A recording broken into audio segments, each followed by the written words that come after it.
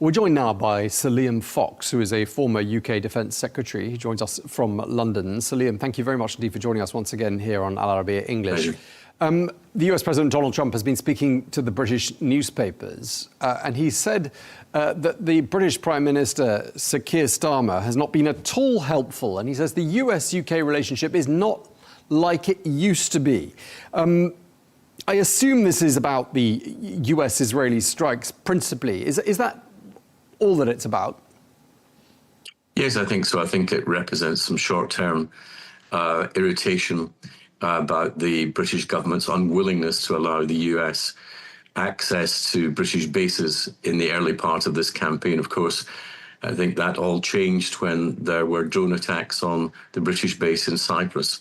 I hope that we can now concentrate on the job at hand and not on the divisions that we have, but on our common goal, which is to ensure that we have an Iran that is safe for the people of Iran, for its immediate neighbours and the rest of the world. So it sounds as though you think President Trump is doing the right thing by attacking Iran. Well, it's very clear that Iran posed a real danger to its neighbours and to the wider region and the wider world. It's not like Iraq, where we were told that there were going to be weapons of mass destruction. We know Iran is trying to get a nuclear weapon. All the evidence points to that. We know that Iran will use proxies to carry out terrorist activities in the region and beyond. We know that Iran will murder its own citizens to try to keep the regime in place. So it clearly is a real threat to not just countries like the United States or the United Kingdom, but all our interests in the region, including our friends and allies in the UAE. I mean, the British Prime Minister has suggested that there is not a legal basis for this conflict and there isn't a clear plan. I mean, do you see where he's coming from with his cautious approach? Well, I think there is a very clear reason, given that Iran has used its proxies to damage our interests. We've had the Houthis firing on the Royal Navy in the Red Sea.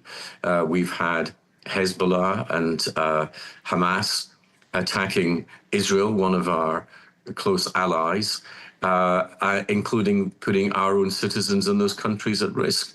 And we've seen drones fired now directly at a UK base in Cyprus. What more legal reason do you need? And as for the strategy side of things, Prime Minister Starmer and others in his cabinet are saying, we do not believe in regime change from the skies. I mean, what they seem to be saying is, without boots on the ground, you can't achieve all of the things you're setting out to achieve, i.e. Sweeping change in Iran and its leadership. I mean, do you agree with that? Well, I think there's a confusion in that very statement. To say we don't believe in regime change from the skies, does that mean you do believe in regime change by other means? If so, what are they? It's very clear that there is a huge amount of popular unrest with the regime in Tehran. This is a vicious, toxic, theocratic regime that really doesn't have a place in the 21st century. We've now got a whole generation of young people who've grown up under the tyranny of the Ayatollahs, who want to see the same freedoms that are enjoyed elsewhere. They see the prosperity in the rest of the region, never mind the rest of the world, and want to share in that. And I don't think that anyone would shed a tear to see the toppling of a regime that has become increasingly paranoid, increasingly vicious, and increasingly aggressive towards its neighbours. And yet, this overture has been made more than once to the Iranian people to, essentially, it's over to you and seize the moment. And we haven't seen people come out onto the streets in Iran. Why do you think that is? I think, well, if you have lived under the tyranny of the IRGC, the Basij, and the other elements of the Iranian security forces, of course you're going to be very cautious. Especially when you've seen tens of thousands of your friends, family and fellow citizens murdered by the regime in the early months of 2026. I think there's a very important message that needs to go out, and it needs to go out from all of us who want to see a different Iran. And that's a message to all those who are part of the security apparatus in Iran. And it says, which side are you on? Are you on the side of a broken, failing, dying regime that oppresses its people, or are you on the side of a free Iran and a free Iranian people? How you behave in the coming hours and days will be judged by the international community. You will be held accountable for your actions. And it's never too late to change sides. It's never too late to join the cause of a free Iran. And we should be making that case to these people all the time, because in many ways they hold the key to how easy or difficult it would be to get a different country with the people of Iran choosing who governs them, rather than a small, self-selecting, theocratic bunch of murderers.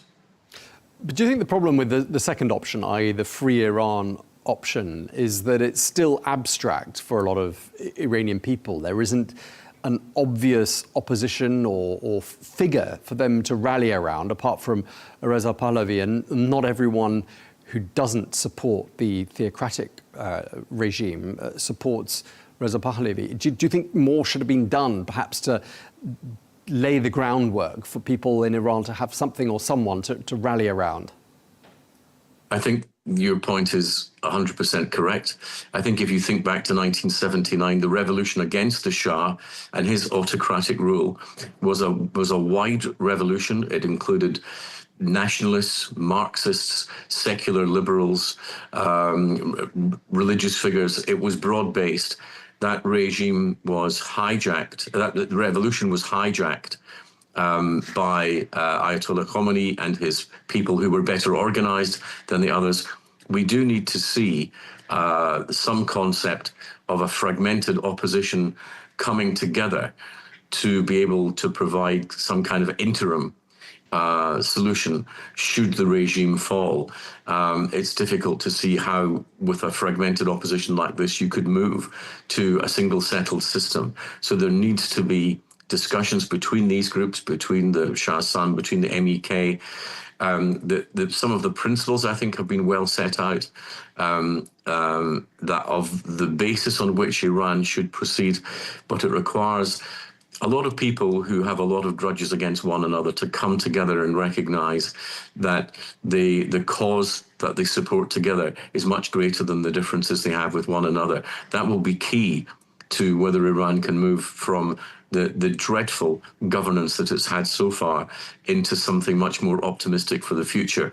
And I think that everybody who has any influence with any of these different groups needs to encourage them now to come together, agree on what that path is for the future, and to put their past differences behind them, recognizing that the prize of a free Iran is such a great one for the Iranian people, as well as the rest of the region and the rest of the world. Before we reach this point, in the last 10 days or so, Iran and Russia conducted joint military exercises in just off the Strait of Hormuz. And I'm just wondering, having seen Russia lose two other allies, essentially in the last 18 months, Bashar al-Assad in Syria, Nicolas Maduro in Venezuela, are the Russians going to allow a third ally, i.e. the regime in Iran, to fall without perhaps some effort to rescue them? Well, they let their allies in Syria fall without any effort, largely because they don't have any effort to spare. They're spending so much of their military prowess in the illegal and barbaric oppression of Ukraine. They don't really have much in terms of spare assets to give anyone else. I think the Iranians can expect just about as much help as President Assad got in Syria from Vladimir Putin. What about China?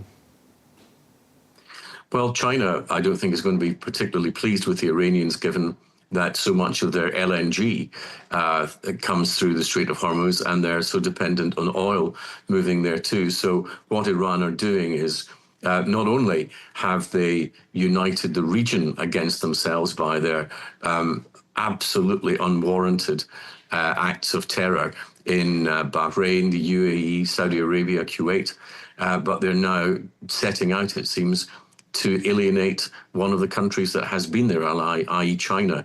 And I don't imagine that the regime in Beijing is particularly pleased at the behavior of the IRGC and the remnants of the regime at the present time.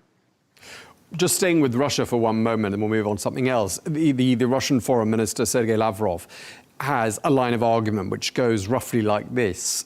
Countries in the region, i.e. the Middle East, are going to work like never before to acquire a nuclear weapon, working on the basis that the US doesn't attack countries that have nuclear bombs. Do you think he's got a point that we are going to see some sort of an arms race or a new nuclear arms race in the Middle East as a result of this? Quite the opposite. The arms race in the Middle East would have happened if Iran had developed a viable nuclear weapon and the means of delivering it. I'm afraid that on this, as in most things, Lavrov is wrong. Okay. One of the things that's quite striking, I mean, lots of headlines to draw and hard to know which ones to pick, but the Defense Secretary, Pete Hegseth in the United States, saying, quote, "This is no democracy-building exercise. There'll be no stupid rules of engagement." What do you read into that? That this is primarily about the removal of risk, that it's a mission to ensure that the Iranian regime not only doesn't have the nuclear weapons to threaten countries like Israel, and remember former presidents saying that they would wipe Israel off the map, but we've seen the very toxic way in which Iran has used its influence, its proxies, Hezbollah in particular, but also Hamas and the Houthis. They are a persistent threat to not just United States interests, but the interests of our allies in the region. One of the reasons why there was such support for the Abraham Accords was the recognition that that these countries in the region, the UAE, Bahrain, Morocco, for example, all wanted a very different future from the one that Iran wanted to see. I think that, ironically, that what has happened and Iran's reckless and dangerous and vicious attacks on its neighbors will bring these countries closer together. It's exactly what Iran didn't want to see. Just looking back, I mean, a week ago when perhaps President Trump was deciding what his next move should be, I mean, having deployed all of that military material to the region, the aircraft carriers, one has been in position for a while now, but one is only just arriving in the region now. I mean, was doing nothing ever an option, do you think, for President Trump? Could he really have turned all that equipment around back to the United States without having achieved some massive concessions from the Iranians? Well, it was all about getting Iran to come to a sensible and verifiable result relating to their nuclear program, and I imagine the use of their proxies against American and other interests. Iran has been playing for time. That is classically what they do. I think there was a realization on the part of the United States and certainly in the part of Israel that they could only put up with this for so long, because all the time that they were stalling talks, they were almost certainly trying to restart their nuclear program. And I think that the patience of the rest of the world could only be stretched so far. Now, I know it's only day 4, but, you know, there's a lot of people asking how long this is going to go on for. I mean, President Trump has slightly shifted the goalposts. He's now talking about this lasting 4 to 5 weeks. I mean, what sort of a time frame do you think we might be looking at here? I think it's impossible to say. And anyone who thinks they know they're just making guesses at this point, unless you're able to see the intelligence about the degree by which the regime has been debilitated. We have to remember that we have a theocracy and an extreme and barbaric theocracy sitting on top of a well-oiled what I call a thugocracy. Basically the IRGC, the Quds Force and the Basij. And they have such a large control over the means of production in Iran that they will not give up their material gains unless they are given guarantees about a different alternative, which is why I say again that they are key to what happens in the near future. They need to choose which side they're on, and I hope and pray that they choose the side of a free Iran and a peaceful coexistence in the whole of the region. That is in everybody's interests. And just to wrap up this conversation, Salim, were you to advise the current British Prime Minister, Sir Keir Starmer, on how to proceed and how to mend fences with Washington, what would you suggest he did or said? I would suggest he had a general election and made way for a government that was better able to promote Britain's national interests. OK. Well, thank you very much indeed. We really appreciate you taking the time to talk to us. Salim Fox, former UK Defence Secretary. Always a pleasure. Thank you. Thank you.